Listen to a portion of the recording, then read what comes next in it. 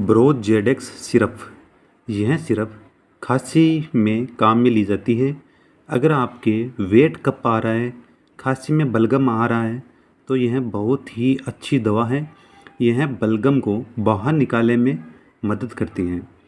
Doctor Reddy की यह syrup, जिसकी MRP 156 रुपये है, जिसमें terbutaline sulphate, bromhexine HCl and guaifenesin and menthol syrup इसमें साल्ट पाया जाता है।